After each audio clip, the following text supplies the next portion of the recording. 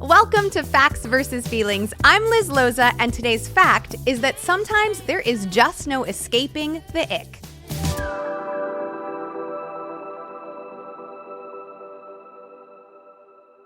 You probably know me, but you may not yet know my producer. It's Mr. David Presley. Hi, Dave. Hey, Liz. It's good to see you in Bristol, Connecticut. You brought the sunshine with you. I'm so happy. Thank you so much. Look at you being nice to me, because now that we're in close proximity, you can't be you have to look me in the eye after you're mean to me. I know, it's pretty bad. I mean, it's pretty bad. It is pretty bad. Yeah, it's pretty bad. I gotta behave myself, otherwise I know what I'm gonna be in for. So I'm gonna be super happy today, super positive. Dave, what's your ick? Ooh, my ick? I have two icks. One ick, people biting their nails. Don't like it. Yucky hands. Yeah, it's a weird one. Dave Presley has a hand kink. I was not aware, but now I know. Do you like Cajun shrimp? That's my favorite nail color. Oh, it is? Okay, yeah, it's not too bad. Okay. I'm told you, I'm being nice. I also, there's a name for this, but it's like people that are when they eat, or I have a pit bull for a dog, and he's smacks his tongue around all the time. It drives me nuts. So you don't like messy eaters, or you've got just an loud, ASMR thing? Yeah, loud, noisy, smacking the lips. I feel I think the word is mesothelioma, but I know that's a cancer, actually. I think. Roll a disclaimer. Fantasy football is a game of inches, luck, and irrational confidence. Proceed with caution. Trust your gut. And remember, ADP is a suggestion, not a command. Mock drafts are fantasy. Your real draft is war. And just because you heard it on this show doesn't mean you should do it. If all goes wrong, just say your account was hacked. All right, Liz. So this week we're talking about 3 players whose ADP gives you the ick. Yeah, I want to have a conversation about value. It's not that I don't think these players are talented or that they won't post numbers. It's just that I think they are probably being drafted at their peak value. This first one is a big name, especially after what he did last year. I know people aren't going to like it, so here's your trigger warning. David, tell them who it is. It's Saquon Barkley, people. He had an absolutely historic 2024. He also touched the ball a historic number of times, 484 total touches, including the postseason. He's gonna regress, guys. And not just because I think so, but because I've gone and done the research. Over the past decade, I looked up every single running back who went over 300 carries and 20 receptions, and every single one of them, 100% of them, suffered a regression in yards per carry, yards per touch, and fantasy points per game. Now, again, that doesn't mean they're going to necessarily bust, but right now, Saquon Barkley is going 3rd overall. Here, he is not going to be able to copy and paste his 2024 production in 2025. I think he's a reach. Oh, but he's a number 1 fantasy player in 2024. Last year. We're in a new year. I guess. I mean, hey, at Liz Loza on X and Instagram, hit her up. Let her know your thoughts, because that one's going to have some feedback, I think. We do it spicy. Second one, speaking of spicy, he had a spicy rookie season last year. Ladd McConkey. I love him. I mean, dude was catching passes last year. Don't like him at this ADP, though, do you? I love his versatility, an excellent Z receiver. But if you notice, in college, he did have durability concerns, both in 2022 and in 2023. I don't love that there might be a durability issue popping up at some point in his pro career, but also I'm worried about his volume. He is part of this Jim Harbaugh-inspired offense that likes to run the ball. Justin Herbert was in the bottom 5 in terms of pass attempts last year.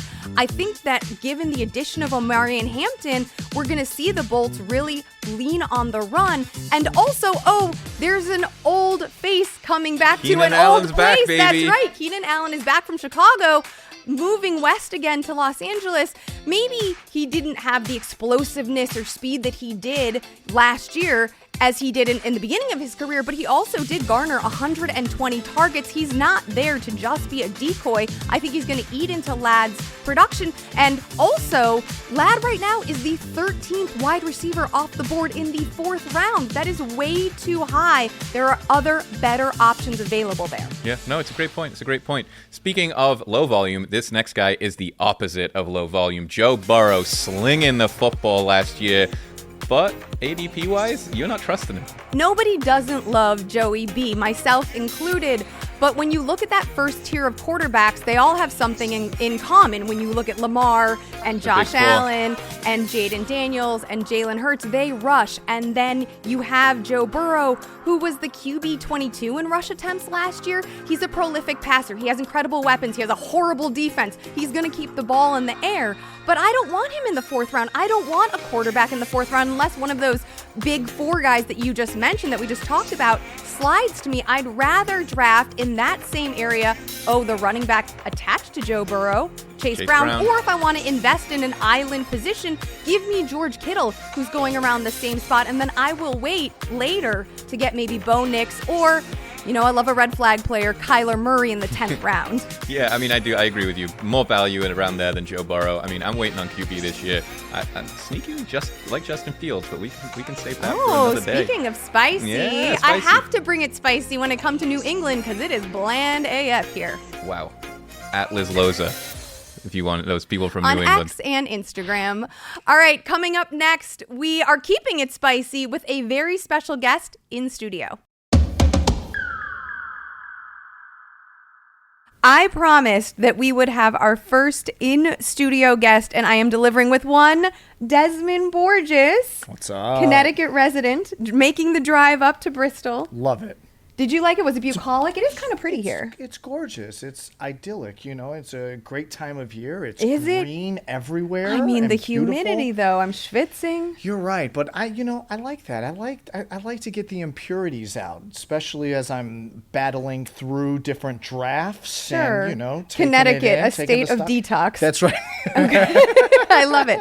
So Dez and I met because we are in a league together, but you are actually the commissioner of the league, which is not just an average league. Do you want to tell everyone about this particular? Yeah, so the league's called the Rainn Wilson Invitational. If you can't tell, the face of the league is the man, the myth, the legend himself, Mr. Rainn Wilson, and I am the muscle. Technically, we're co-commish, but I like to say... You send very thoughtful emails, I will say. I want to make it feel legit for everybody that's around. Everyone who's been in our league, we'll get to, some of the highlights of who's in there, have been playing for a really long time. And I don't want it to feel just like a amateur home league. I want it to feel, like it's no Scott Fishbowl, but it's... Rainn and myself had been jonesing to be a part of an auction league for so long. So when we were shooting Utopia, Gillian Flynn's Utopia. Is that how you met, Rainn? That's how we met. Oh, tell me that story. Oh, so our very first table read, we're walking up to the building, and it's Rainn Wilson. I'm a huge Office fan, but I don't want to geek out in front of him. But Dwight Schrute is top 10, one of my favorite comedic television characters of all time, and he lives up to it. He's not only just a brilliant human, but he's also really kind and compassionate and really funny. Blah blah blah. Also, the best trash talker in our league. Without a doubt. Without a doubt. Okay. But so we were walking up to the building, and John Cusack rides up on his moped. John and Cusack? So all of a sudden, so it's like Rainn, and as a kid from the 80s, there's Mr. Chicago himself, John Cusack. So I let both of them go in first, say hi. I've put on 40 pounds for this role. I have 2 pounds of beard on my face. My hair's all wild. And so I'm just kind of going with the flow. And then we sit down, and my name's on a card right here. Rainn's is next to me. John's is next to him. And we start doing the table read. And I got the first laugh of the table read. And Rainn just leaned over to me. He goes, "This is going to be real good, isn't it?" And that was it. And then we were just on set, and one of the guys in the sound department was like, "Hey, we're gonna put a Utopia Fantasy Football League together. Do you want to do it?" And Rainn and I were like, "Yeah, let's go." And then so we did that, and then unfortunately Amazon made a foolish mistake and didn't pick us up for the next season. And Rainn and I had become such good buddies that he called me up 2 days before the season started. 5 years ago now, Liz, because we're going into our fifth season of the Rainn Wilson Invitational. And he was like, "Hey, I really want to do that auction league that we were talking about. How many can you get? And can we draft in 2 nights?" And I said, "I think I can get 5. He was like, "I think I can get 5. And we'll have to find one more." And I was like, "Okay." And so we did it. We came back. And then all of a sudden, the one more that we were looking for ended up being Liz Loza. That's right. A lot of big personalities in this league. Right. Who, as the commish, do you think is the biggest pain in the ass? Okay, so, first off, I know we want good TV. everyone in the league is actually really fun to participate in, but we're also really good at giving each other the shit all the time. Yeah. So Rainn and Al, anything that goes down on the waiver wire, during the draft, a trade that happens, they come at me sometimes in group text so hot, but they're so funny about it. And then I'm thinking, oh man, did I mess up? Like, did I not like verify that trade? Like, it seemed equal to me. Two consenting adults, they seem really good about it, like, let's go. And then I'll find out that they're joking about it. Right. So there's that. But then we also have a chess master in our league, Danny Wrench. And this dude operates at a different level. If you've met anybody who plays chess professionally, you would know that they are outside the box like thinkers. He's legitimately a chess master. Legitimately. I want people to understand you're not being hyperbolic. No, he is. But he'll do a move. He'll ask me the same question every year and then does this big blockbuster move. It's a trade or something. And every time he does it, a lot of people are like, what the hell is going on? And in the back of my mind, I'm like, he just did rook to queen 7. And that's usually what happens. And for those of you who don't know chess, rook to queen 7 is the move that happens before they say finish him on Mortal Kombat. Like, he sets you up and then he's going to knock you right down. And so, I would say between the three of them, they give me some work behind the scenes. Do you think that they come after me? I want your opinion on this because I have my own. Do you think they come after me a little bit harder since I'm a professional fantasy analyst? Or do you think they are pretty scared of me? I think for the most part, the league is very aware whenever you do anything. It's funny. I heard you last night during the draft talk about zigging and zagging, and that's because we build rosters very similarly. It's not just the Chicago thing either, but I feel like we look for similar types of players. Trends, yes. Right. People who are multi-hyphenated, who are going to give us most bang for our buck, right? So I'll zig when everyone else is zagging, or the inverse, and then all of a sudden Loza will nominate somebody and then start bidding high on them. And it wasn't necessarily someone that I had highlighted on my list. And so my ears perk up and everyone will get sort of intimidated by it. And then I'm like, well, if Liz And then I trap them. Yeah. And I'm like, all the men. If Liz wants them, then I want them. And so I start bidding up. And before you know it, you and I are unfortunately going toe to toe on somebody that ends up being a fantastic player. And I would say probably 7 times out of 10, you end up outbidding me for them. But there have been a few times where I've outbid you. Well, you do start aggressive. I tend to want to save all my money. Yeah. And then I'm like, oh no, I have 2 players. And I have got to make some moves. But I did get Bo Nix for $5 last year. So I was pretty happy with that. That's going to be a good keeper for you. What has been the craziest, very Hollywood excuse that someone has given you to either change draft order, say they can't make it, that they missed a trade, weren't able to set their lineup? What was the best? No, it was 2 years ago, right when Rainn was getting the podcast, really, Soul Boom was really booming. The book had just come out. Things were starting and progressing very well, very quickly for him. And we had already set the draft date. And it's hard when you're talking with people who have lives, right? And we have a date set, and he's like, dude, you're going to hate me. I can't draft that night. And I got to be there for it. I was like, why? What are you doing? He was like, oh, I'm doing a podcast inside of a helicopter overlooking the Northern Lights. And I was like, of course you are, dude. Of course you are. It's the most beautiful. And of course I'm not going to say no to that. That's a once in a lifetime opportunity. So then I had to go back and rework with a couple of people. Rhett Miller, who's also in our league, who's the lead singer of the old 97s. Mm-hmm. His birthday's usually around the time when we draft, so we try to be really conscious to not draft on his actual birthday so that he can experience, the goodness of a birthday. But I think we had to do it on his birthday that night, and thank you, Rhett. I want to talk some fantasy football with you because while that may not be your profession, I do think you have a great eye, especially since you said that maybe you model some of your picks after my own analysis, so that's never going to stop me.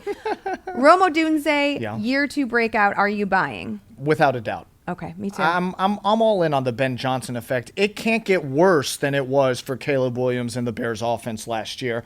Even if it's because as Chicago Bears fans, we know to tread lightly, right? We went through Smoke and Jay Cutler years. We watched them fire Lovie Smith after a 10-6 season where they went to the playoffs. I'm still mystified by that decision. Even if they got 25% better, I think a lot of that gets funneled through Rome. You could see last year that Caleb, his first touchdown pass was to Rome.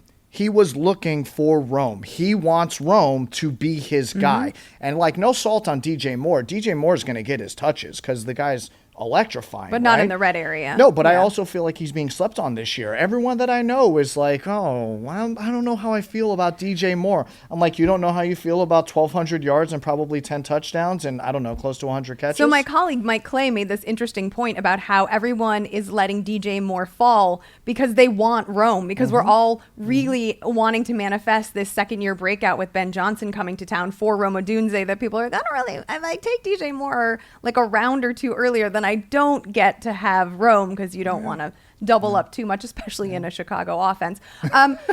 Caleb Williams or JJ McCarthy, which of these NFC North for fantasy purposes quarterbacks are you more interested in? I'm going to do a reverse jinx here, but I also do really think it's true. It's going to be JJ.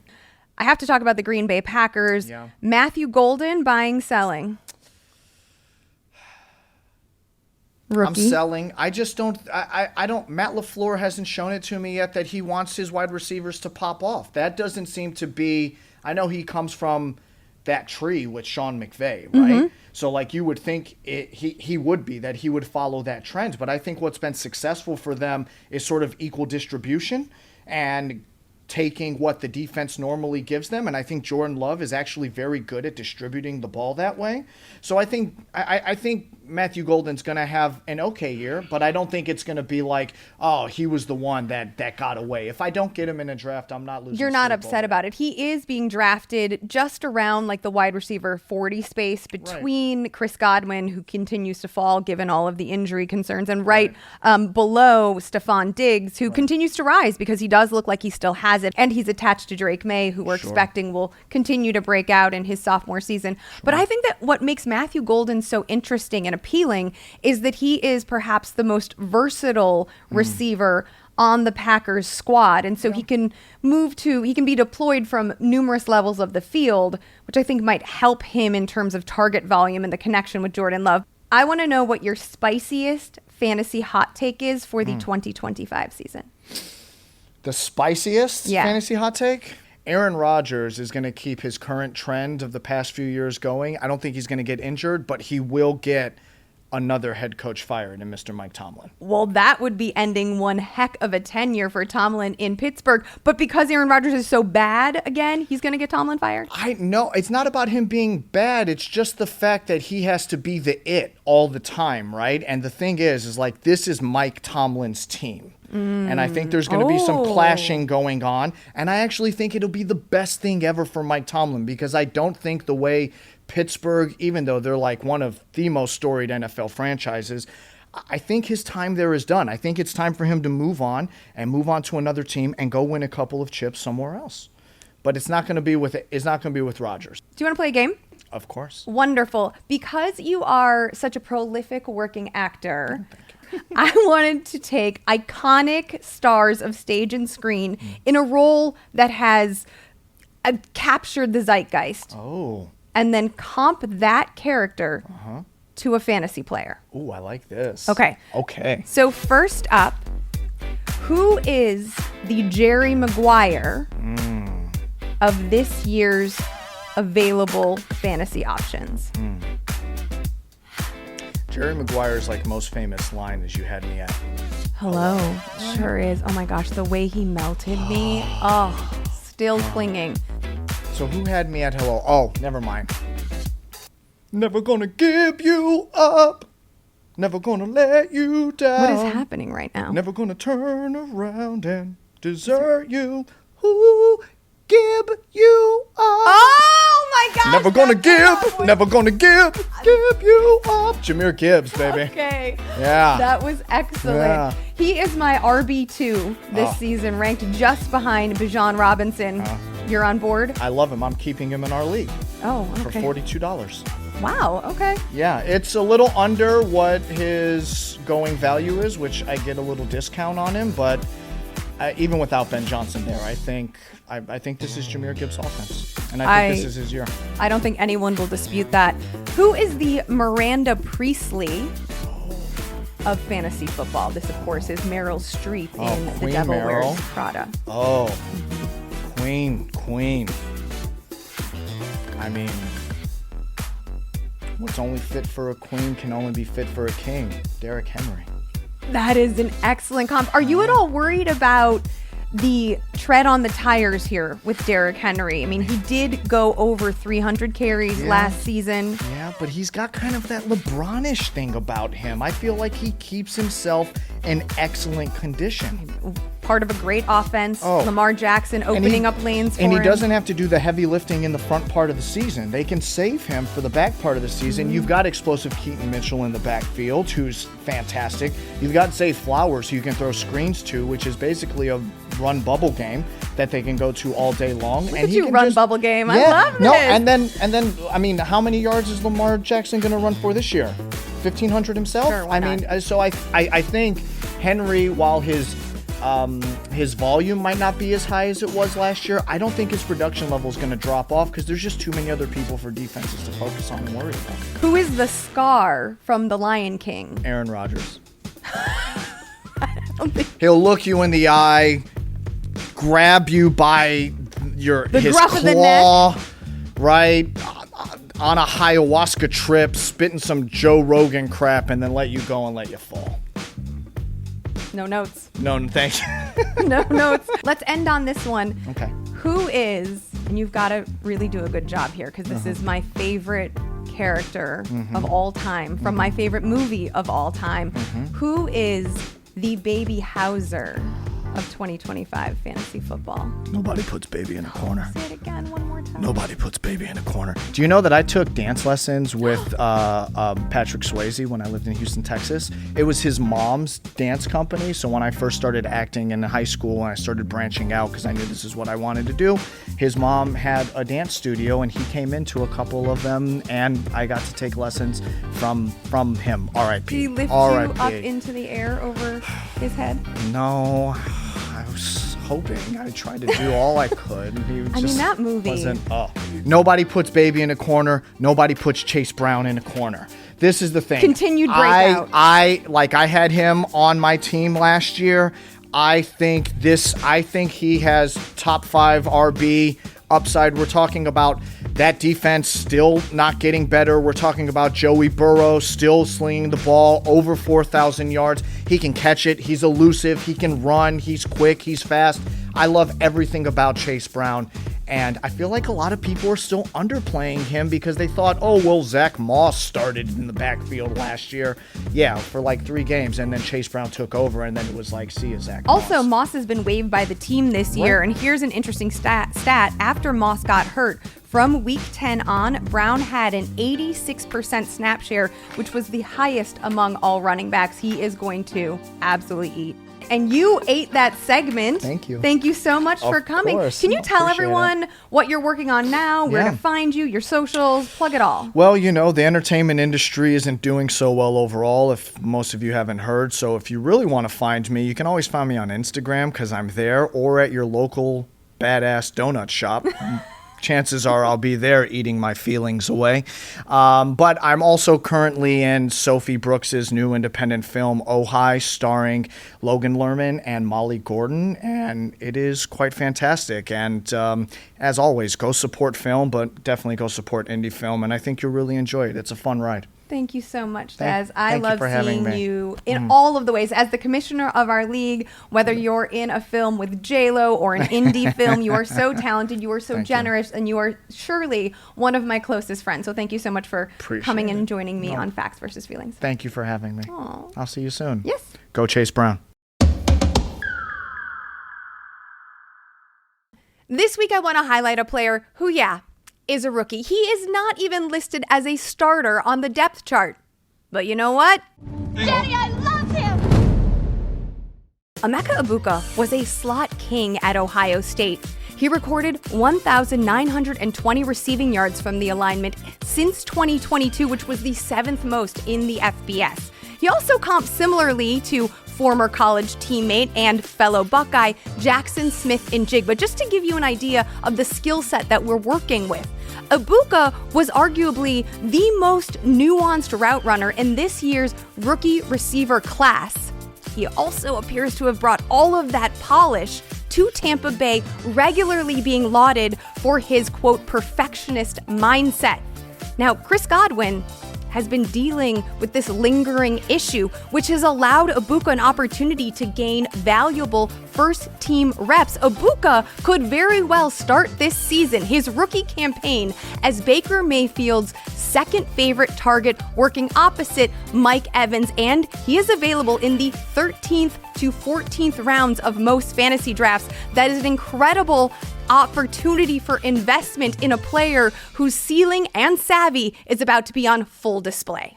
Last call. Today we learned that you can love a player but hate their ADP, that Rainn Wilson podcasts from helicopters, and that certain players can have you at hello. Big thank you to Dez Borges for joining the show, and as always, to producer Dave Presley for picking up my Diet Coke tab. Stay locked in on our YouTube channel so you can get all of the awesome fantasy content from the Bahamas. While you're here, go ahead and like this video, maybe drop a question in the comment section that we can use on a future fantasy therapy session.